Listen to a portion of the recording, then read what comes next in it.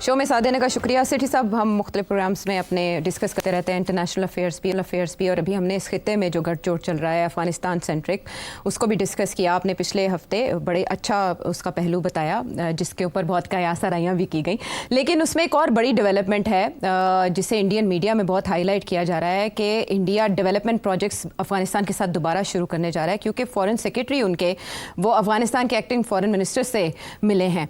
तो सवाल यहाँ पर यह है कि is this a message for Pakistan के दोबारा से मामलात वो कारज़ई और अब्दुल्ला वाले दौर तक जा सकते हैं या समथिंग एल्स? वहाँ तक तो नहीं जा सकते, मगर गेम शुरू हो गई है। गेम ये है ना, देखें ना हुआ क्या है।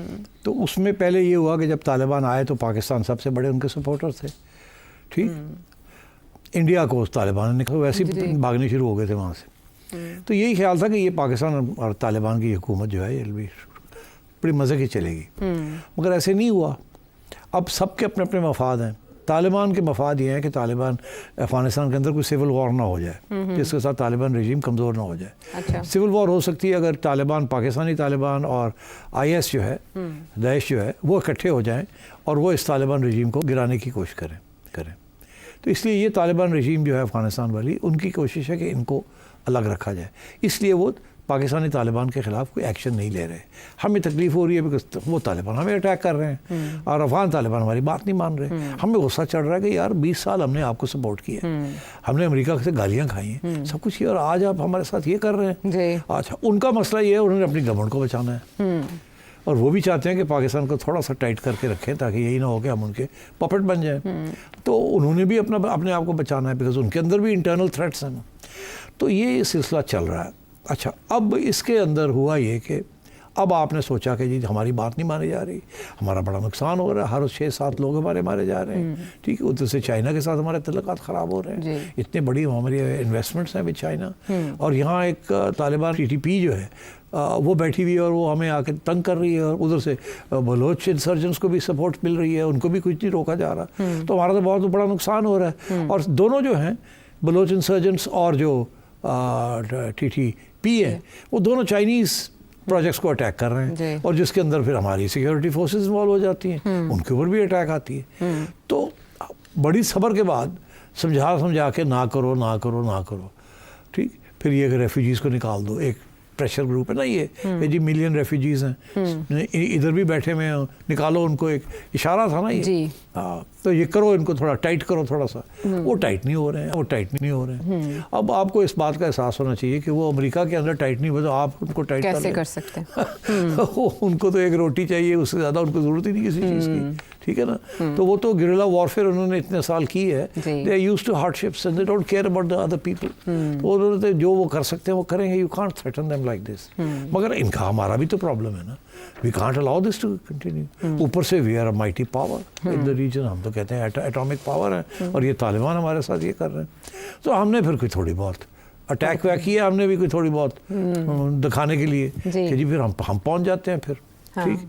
अच्छा, आप पहुंच गए, अब तालिबान को तकलीफ हुई है, ये क्या हुआ, उन्होंने धमकी दी है फिर हम भी आएंगे। बात आगे बढ़ रही है। इंडिया ने देखा कि ये बड़ा ज़बरदस्त मौका है, लोहा गर्म है, पहुंचो चोट करो, पहुंचो। और उधर से देखा उन्होंने कि इंडिया आना चाह रहा है, पाकिस्तान को तकलीफ होगी, आ जाओ। ये पॉलिटिक्स में होता है। आज आप नॉर्दर्न अलायंस जो ताजिक, अहमद शाह मसूद ताजिक्स, आप उनके साथ जो कि इस वक्त पनाह लिए हुए हैं ताजिकिस्तान, आप पहुंच गए हैं वहाँ उनके साथ रब्ता करने के लिए, ठीक। The enemy of my enemy is my friend, the formula, ठीक। तो तालिबान ने कहा लो जी, the enemy of your enemy is my friend, उन्होंने इंडिया के साथ खोल लिए। तो अब क्या फिर से खाना जंगी अफगानिस्तान? नहीं, अब खाना जंगी तो है अफगानिस्तान में, मगर अब डेंजर जोन ये है कि ज़्यादा खाना जंगी सिविल वॉर की तरफ ना अफगानिस्तान चला जाए, बिकॉज ये अब दोनों एक कदम आगे बढ़ गए हैं। इंडिया कहता है उनको कि तुम्हें क्या फिक्र है, हम आपको पैसे भी देते हैं, ये भी करते हैं, वो भी करते हैं। इंडिया भी तो अपनी पूरी वहाँ कोशिश करेगा ना किसी तरीके के साथ जमाए पाऊँ अपने। तो मैं ये समझता हूँ कि वहाँ आप ग्रेट गेम एक दफ़ा फिर शुरू होने वाली है। ये जो ताजिकिस्तान के साथ रब्ता पाकिस्तान ने किया है, this is a very significant development. और इसके साथ फिर वो वखान कॉरिडोर जो कि एक छोटी सी नैरो स्ट्रिप है between Pakistan and Tajikistan, China and Afghanistan. तो अगर वखान कॉरिडोर जो है वहाँ आके रेजिस्टेंस मूवमेंट बैठ जाती है तो अफगान टेरिटरी में, और वहाँ से तो they can get assistance from Tajikistan and from Pakistan and they can create, so ये मूव्स एंड काउंटर मूव्स हो रही हैं बिटवीन पाकिस्तान एंड अफगानिस्तान। ठीक, बट ताजिकिस्तान हेजिटेंट दिखाई दे रहा है, इंडियन मीडिया जो रिपोर्ट कर रहा है कोऑपरेट करने में। देखिए वो नहीं चाहेगा कि वो ड्रैग हो जाए, dragged into this conflict between Afghanistan and Pakistan, वो नहीं चाहेगा।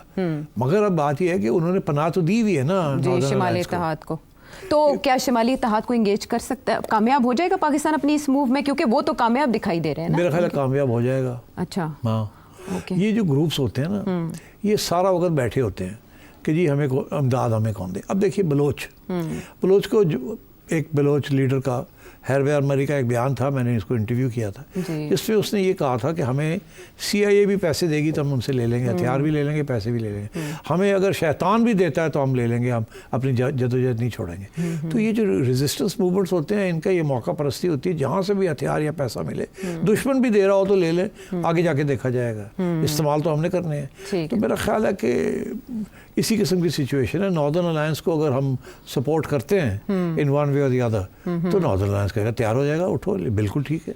एंड देन बिकॉज वो, so you see the situation in Afghanistan ख़राब हो सकती है अगर अफगान हुकूमत और पाकिस्तान हुकूमत के दरमियान कोई मुज़ाकरात के बाद कोई अच्छी सिचुएशन नहीं डेवलप होती, तो अफगानिस्तान के अंदर भी बड़ी गड़बड़ हो सकती है। अगर पाकिस्तान के अंदर अफगानिस्तान गड़बड़ कर सकता है, तो पाकिस्तान भी अफगानिस्तान के अंदर गड़बड़ कर सकता है। तो अफगानिस्तान और इंडिया मिलकर पाकिस्तान में गड़बड़ को बढ़ावा दे सकते हैं, जो ऑलरेडी हो रही है ना, यही तो रोना है कि इंडियन की कॉन्सुलेट्स भी हैं, वो भी ख़त्म नहीं हुई है अभी। इंडिया का वहाँ ऑलरेडी एक फुटप्रिंट है, डायरेक्ट एंड इनडायरेक्ट, तो यही तो हमारा कंप्लेंट है ना। अभी इंडिया मे और may not be giving assistance to the Taliban, Pakistani Taliban, but India के तो तल्लकात हैं ना विद दिस सेसेशनिस्ट मूवमेंट। तो और रियासतें भी इसमें कूद सकती हैं। अब जैसे ये सवाल बहुत इम्पोर्टेंट है कि दुबई ने क्यों मेज़बानी की इस मुलाकात को, क्यों उन्होंने फैसिलिटेट किया? नहीं, मेरा नहीं ख्याल फैसिलिटेट किया, रोक कैसे सकते हैं? तालिबान वहाँ अगर बैठे हुए हैं तो इंडियंस भी तो बैठे हुए हैं वहाँ, तो ये फैसिलिटेशन नहीं हुई। I don't think there is any facilitation, but ये है कि रोक नहीं सकते ना। Don't forget UAE and Saudi Arabia के बहुत इंपॉर्टेंट और सिग्निफिकेंट relationship है with India, even better than their relationship with Pakistan. Yes, let me tell you that. They prefer Indian workers to Pakistani workers now, and India's investment in the UAE is 20 times more than Pakistan's investment or Pakistani business investment in the UAE. So तो पाकिस्तान इन रियासतों को अफगानिस्तान तालिबान के साथ अपना conflict दूर करने के लिए क्यों नहीं इस्तेमाल कर पाया? पाकिस्तान की लेवरेज ही नहीं है, पाकिस्तान की बात सुनने के लिए कोई नहीं। आप भीख मांगने जाते हैं और फिर आप कहें यार ये ना करो वो ना करो, क्या बात कर रहे हैं? You are begging them to give you $1 billion and this that, ऐसे ही है ना। उधर से आपने UAE ने आपके वीज़े बंद कर दिए, व्हाट कैन यू डू? तो आप उनको जाके कहेंगे कि इंडिया के साथ ना करें, वो कहेंगे हमारी तो सारी economy is dependent on the Indian economy, Indian work force and Indian labour and also UAE investments in India. They have a bigger stake with India than we do. तो पाकिस्तान को अब अपनी खारिजा पॉलिसी को किस डायमेंशन में लेकर जाना होगा, क्योंकि this is a biggest threat Afghanistan की सूरत में? पाकिस्तान की foreign policy can not be independent और डायनामिक जब तक आप अपने पाँव पे नहीं खड़े। अगर आप भीख मांगेंगे अपनी सर्वाइवल के लिए, तो आपकी कोई फॉरेन पॉलिसी नहीं है। फॉरेन पॉलिसी वो होती है ना जो कि कामयाब हो।